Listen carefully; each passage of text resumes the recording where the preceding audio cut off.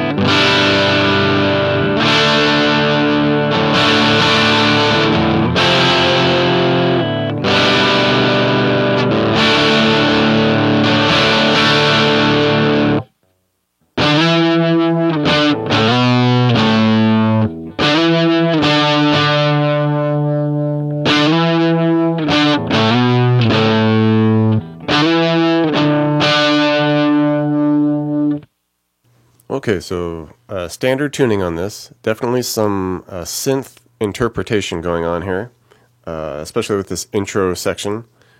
I guess you would call this the verse. And basically, we're just kind of having two notes and one's transitioning. The first one, we just keep this going, this 7 on the B. All right, so it's like a F sharp there. And we're just going to be changing this high E string now, where we go from the 10 to the 9. All right, so we're going,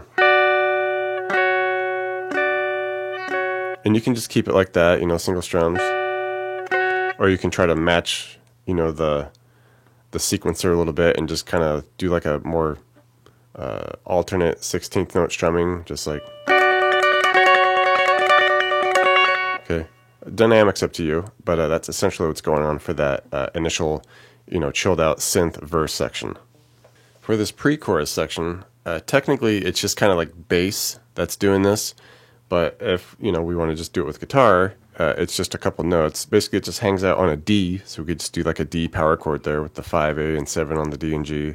Just kind of hit it for a measure, get into the next measure for a beat or two, hit it again, start it over, hit it at the start of the third measure, carry that into the final measure where we just hold it through a couple beats, and then we just finish by coming up to an A power chord here at the 5 on the E with the 7 A and D, and just hit that for a couple beats and then start the whole thing over again.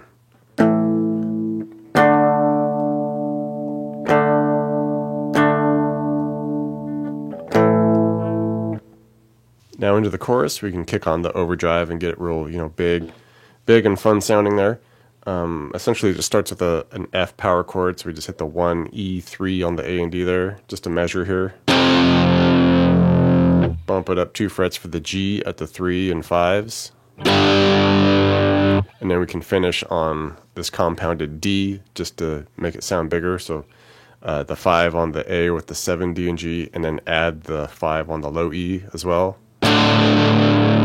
And with that one, we just hang out there for 2 measures, and you can just do kind of a loose shuffle strum through it. Something like that. And eventually, as we get a couple times into the chorus, there's a little synth line that comes over the top of it. And basically, it's just doing like an E, over the same chords, the F, G to D. It's doing an E note, so that kind of makes this F like a major 7 vibe now. So, all right, and then into the G, it does a D note. Just part of a G chord there, and into the D chord at the end, it just kind of keeps that D note going. So if you want to try to incorporate the whole thing, we just kind of do like an F major chord here. A lot going on here. I have trouble trying to do it this way because we want to keep this open high E with the power chord of the F, right? So you can try to do it this way, where you try to silence the open B there, because that'll cause some weirdness, like that. So we just want that open high E.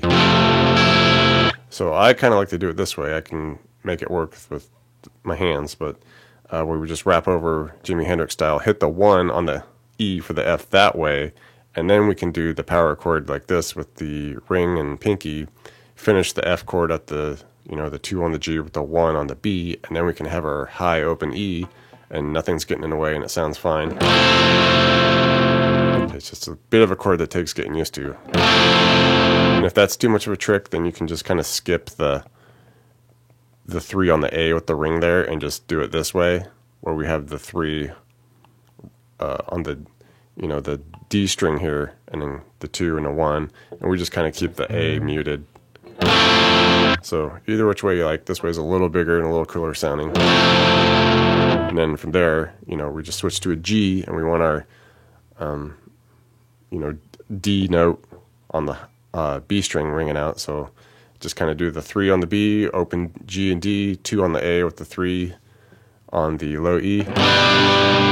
Making sure we get that clear, You can do it that way, or you could just do like a regular G bar chord, I guess. Up to you. I like this way. And then we finish on the compounded D again. We can just keep that 3 on the B there for that D note. Do the 2 on the G for the A, open D string, and then throw in the open A string with it. Okay, sounds pretty cool. So a couple different ways there. One incorporating the synth line, one that's just straight up power chords. You can have fun with that. And towards the end of the second chorus and for the outro chorus, we kind of get this cool, almost sounds like a vocoder, maybe like a vocal synth thing happening. But it's just playing around with this like octaved vibe with just kind of a couple spots here. So basically a D, so we just do the 5A with the 7 on the G, slide it up to the 7 and 9 for the E, back down to the 5 and 7 for the D, jump up a set now, and we go A to B with the 5E, 7D, slide that up to the 7E and the 9 on the D, and then just bring it right back down to the 5 and 7 on the E and D for the A. So it's... Alright, we're just basically playing out with those, and that's kind of like the first run through, and then the second one you can do like this, where we just slide the 5, 7, A, and G up to the 7 and 9, and you just bring it back down to 5 and 7, and just stay at that 5 and 7. And just kind of alternate between those two patterns, have a little fun with it. It should be good.